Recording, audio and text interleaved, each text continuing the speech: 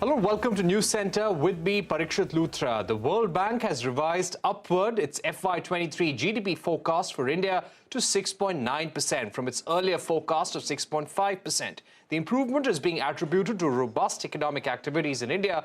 While it is confident about Indian economy's ability to withstand global shocks, the World Bank has revised its GDP estimate from FY24 downward from 7% to 6.6%. On the inflation front, the World Bank expects inflation to remain above 7% in FY23, but expects it to slip to 5.2% in FY24. I caught up with World Bank's India head, Auguste Kwame, and senior economist Dhruv Sharma to understand more about the bank's predictions on India's growth. Here's that interview. It will spill over to India less than it might have spilled over to India if India were not in the position where it is today. So there will be global tension, there will be global disruptions, and in fact those disruptions and negative growth development in other countries are going to intensify, we think, next year. They're already present this year and they're going to intensify next year. But why are they not impacting India as much as one would have thought? Well, first, India is a large country, a large population with a large consumption, domestic consumption. So that provides some basis for growth to happen even when exports are not dynamic. Second, India, through the responses that it put in place last year, coming out of COVID and with the beginning of the war in Ukraine, these measures, both on the fiscal side and on the monetary policy side, have proven that India can be fairly resilient. And India has also taken some measures to mitigate the impact of the global development on the vulnerable people through the direct benefit transfer, as well as through, for example, the PLI, which provide incentive to firms to continue investing. So we've seen investment doing fairly okay. And we've seen foreign direct investment also doing fairly okay. In this context, and in the context where India is also encouraging firms to invest in green economy, in renewable energy, and India is also positioning itself as a global manufacturing place for investment, looking for friendshoring or offshoring. There is a reason to think that India's economy will be, yes, impacted by these global adverse development like any country, but it will be impacted less than it will have without these conditions having been put in place. All right. Dhruv, in the July-September quarter, we've seen GDP contraction to 6.3%, dragged down by manufacturing and mining specifically. What would be your outlook as far as manufacturing goes, and what more can be done to boost the manufacturing share in the GDP? Thank you for that question. Look, India's economy performed reasonably well over the last quarter. A large part of that strength was due to domestic demand. Domestic demand, private consumption and investment were quite resilient to developments overseas and within the country as well. The government, industrial growth, manufacturing, these are important sectors of the economy.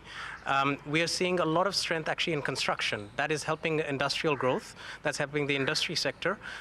What the measures that Auguste just mentioned related to supporting the PLI schemes and others, these will all help manufacturing. We'll see some of that evidence come into play later in the year. The PLI scheme closed earlier this year, so we hope to see some of that effect on the sector later this year. Right, but we're also seeing a slow pickup in PLI schemes, Dhruv. While some of the PLI schemes have generated investments, others are yet to take off. Why do you think that is so? Look, these schemes aren't, it takes a while for a pickup to happen. Part of the reason is that you need policy credibility and confidence, and I think we are seeing signs of that. Over the last 10 years or so, there has been an increase in confidence in the Indian economy. So while we might see a slow pickup right now, I don't think that is something that excuse me, we're too concerned about. Over the next few months, we'll be watching this closely, and we expect to see some results there. Right. Auguste, as we take steps, as India takes steps to mitigate the impact of the global economic crisis, how should we ensure that growth is not impacted? And if there are certain factors that India needs to critically watch out for in the next few months, what would those be? Well, thank you for the question. Growth will be impacted. I mean, growth is the sum total of everything happening in the economy, right? So whatever happens domestically or globally, it will, one way or the other, affect growth. So, and that's why we're forecasting growth at 6.6% next year, which is very good compared to where the world will be, compared to other forecasts for other countries, but it will still be a decline compared to the 6.9% of this year.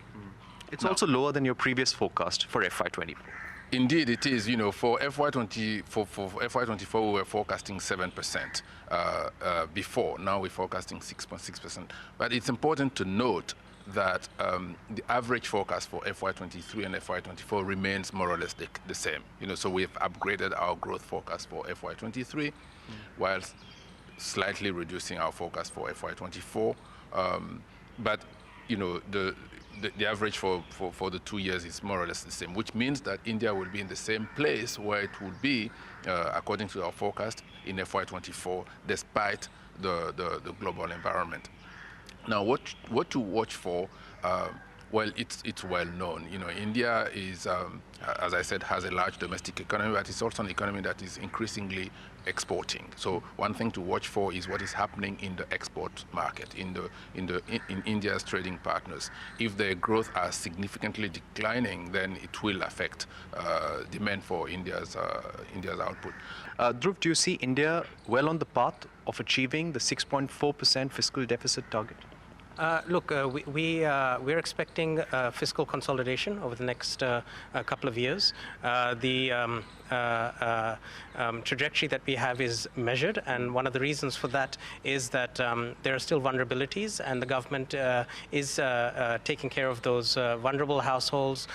So it isn't withdrawing the stimulus that it had put in place over the past couple of years at a very rapid pace, which is important to consider. We expect revenue performance to remain quite strong over the next couple of years as well. So, notwithstanding external shocks that may occur, might require another response, I think the measured pace of fiscal consolidation is expected by us. Right. What has been the impact on the job sector across categories? What has been the kind of growth that we're seeing? Which sectors have been the most impacted as far as unemployment goes? One dimension of employment that we should pay attention to is female labor force participation. As COVID hit the economy, everyone suffered. All workers suffered, and many workers lost their jobs. As the economy recovered in 2021, many workers were able to come back to work, but what we did not see is a resumption in female labor force participation. And given that female labor force participation in India is one of the lowest, it is something that we're paying very close attention to, and we hope that as growth picks up in the medium term, it will be accompanied by a higher level of participation of women in the labor force. You've seen it falling? Well, we're seeing it stagnating, which is not good news. With female labor force participation in the 20s, 20%, 23, 24%, it's really one of the lowest among major economies. And, it needs to reach 60%. So we're really very far from where it should be. And we're very passionate about it because we think that if female labor force participation increases, it will create more jobs, including for men. Now, in terms of inflation, you have pegged inflation, retail inflation at 7.1% in the World Bank latest update for India. How concerned are you about the inflation trajectory, and do you think India will be able to bring it within the RBI's tolerance band? Our projection, as you said, is 7.1 for this fiscal year. Our projection for the next fiscal year is 5.1. So we're expecting inflation to come back within the tolerance range of 2 to 6%. A part of that is a reflection of our assessment that food price pressures will ease over the next few months. We're expecting a slight moderation on economic activity, which might sort of take the heat out of consumption activity as well a little bit. So confluence of these two factors and the fact that over the past 5-6 years, The RBI's inflation targeting framework has played a good role in anchoring inflation expectations. But by which quarter in FY24 do you expect the inflation to come within the tolerance band? So our forecast is for 5.1, which is an average over the whole fiscal year. So we're expecting a point estimate of which quarter is difficult to make, but we're expecting in the first half of next fiscal year for numbers to come within the tolerance rate. Excuse me. Okay. Auguste, if I were to ask you about the budget, what can the budget now do to keep India on the growth trajectory and a higher growth path as well? For example, Sanjeev Sanyal, member of the Prime Minister's Economic Advisory Council, has said that India has a potential to even go up to 9% GDP growth rate. When we're speaking about 8 or 9% GDP growth rate, are the current measures enough? What more needs to be done? Yes, India has a space to use the budget to achieve high growth. So we talked about the PLI. Now, the PLI is a budget measure. It gives incentives to firms, so it has fiscal implications. It means foregone revenues, or maybe it means direct outlays in some cases. But the government can do more, the budget can do more. Another thing that the budget could do is, as we talk about the green economy, the energy transition, the budget could provide incentives for firms to focus more on sectors that can help India become a global champion in the renewable energy sector. Yet another thing that the budget can do is how can the budget be used to make the LIFE initiative that the Prime Minister has championed and announced, how can the budget be used to make it real? How can the budget be used to give you incentives to change your lifestyle? So there could be some tax measures there. There could be some incentives provided through the budget to make people feel, they need to switch the light off, or they'd rather walk rather than drive to go from point A to point B. Then yet another thing that the budget can do is how can the direct benefit transfers that are being provided through the budget and using the ADHA system, how can it be used to provide resources for the vulnerable and poor, not just to consume, but also to build opportunities for them to participate in the production process in the future? How can the resources be used not just to consume for today, but also to invest in human capital for tomorrow? So there are a lot of things that the budget can do. Now, one last thing is also to ensure that the budget is consistent with the monetary policy, because we talked about inflation going down, which is good news. But for that, the budget also has a role to play. It means, perhaps reducing overall expenditures so the government doesn't put too much pressure on demand. So whilst you do more in certain areas, you may want to do less in other areas. If you're going to do more in some areas, how can you use the budget to orient those expenditures toward what you want the economy to look like in the future? So there are a lot of things the budget can do. All right, so that was the World Bank's India director saying that we need to reduce overall expenditure in the budget, but readjust it and prioritize sectors such as renewable, green energy, and a just green transition. We are heading into a short break, but don't go anywhere. On the other side, we get you all the highlights from the G20 Sherpas meeting in Udaipur.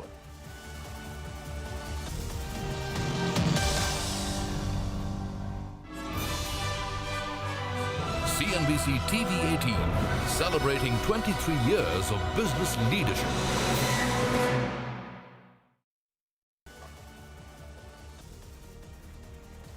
2023 is set to be a historic year for India as the country gears up to host the G20 summit for the first time in September. There are 9 months to go to the mega event, but preparations have already begun. The first Sherpa meeting is underway in Udaipur, and I caught up with India's chief G20 coordinator and former Foreign Secretary Harshvardhan Shringla, began by asking him about the message that India is sending out. Well, today is the first G20 meeting, and as such is the start of, I would say, what is going to be a magnificent presidency for India. What you see here, as you mentioned, are the Sherpas of different countries, G20 countries from all over the world. And today we had initial comments from them on the broad priorities that we had outlined for our presidency.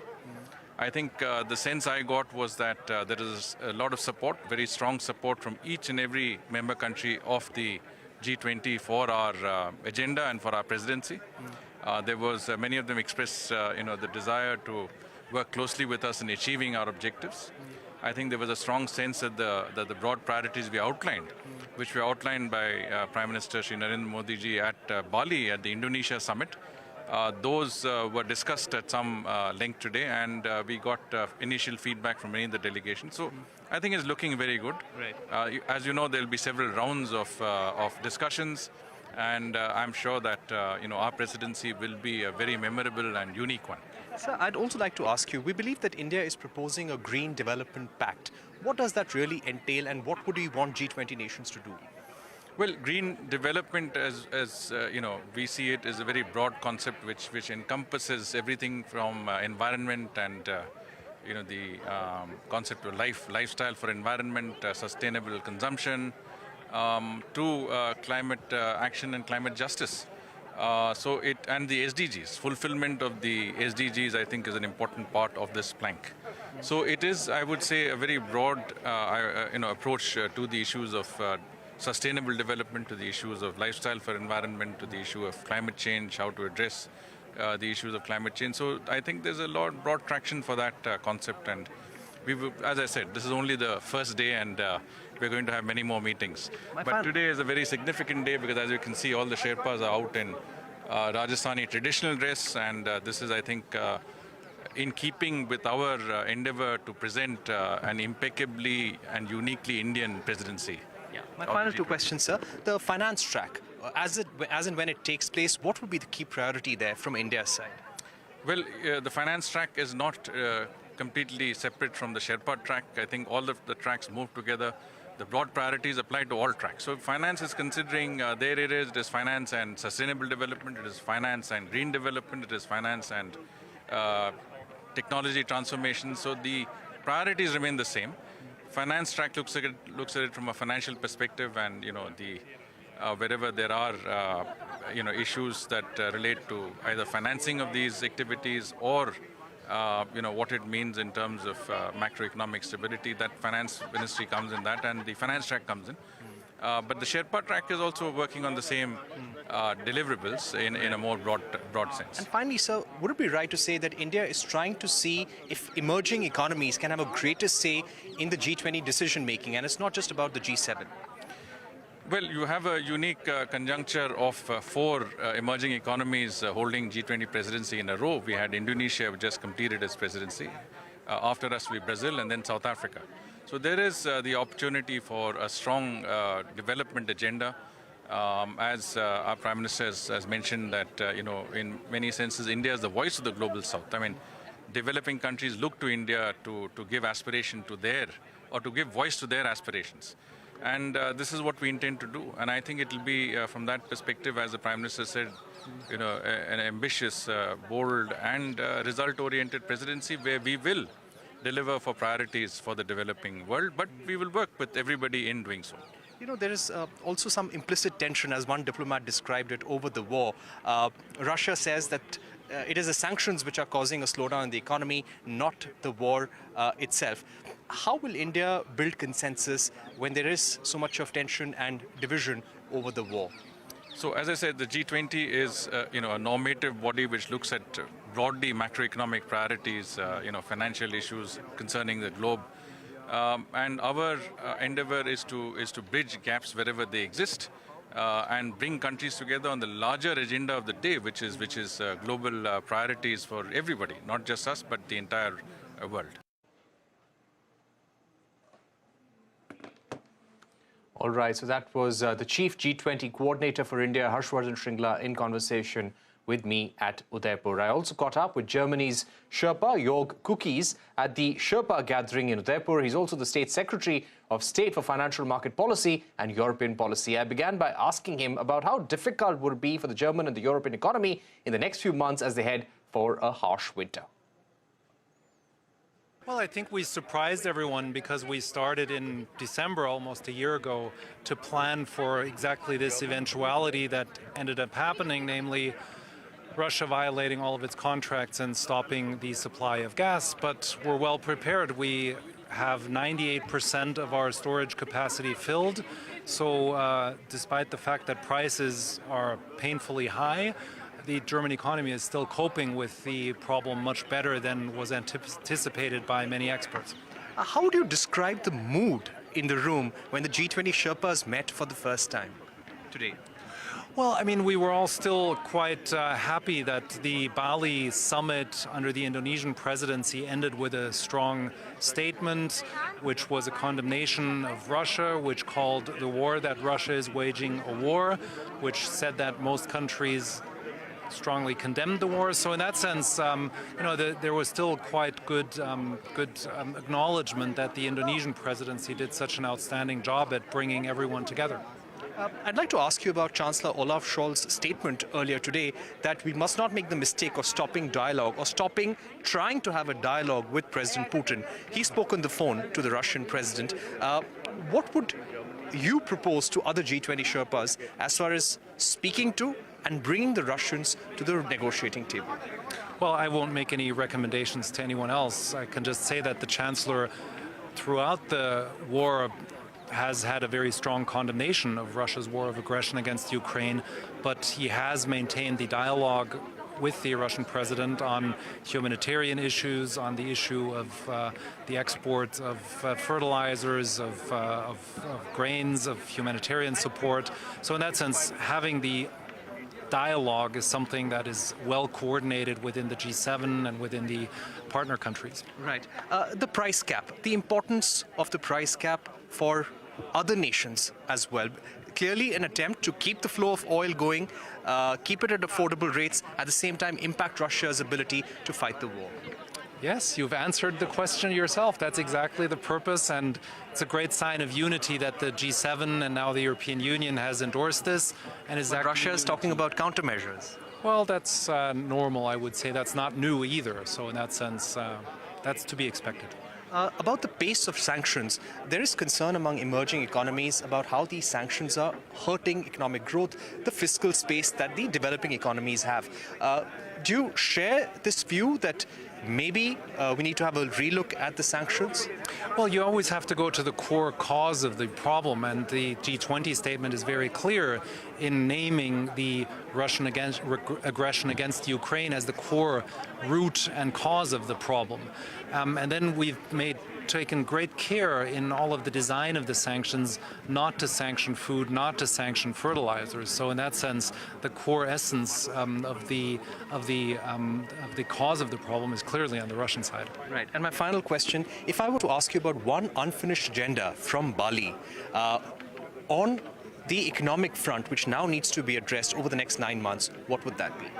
Well, we're dealing with a lot of situations with high debt. The interest rate changes, the foreign exchange market changes, the high debt levels going into this crisis, which have only increased, shows in several countries already that debt is becoming a problem, and the G20 have to work together either under the common framework or other parameters, the Paris Club and many of the fora that we've agreed on to collaboratively solve these problems. All right, it's a wrap on this edition of News Center. Thank you for watching. Goodbye.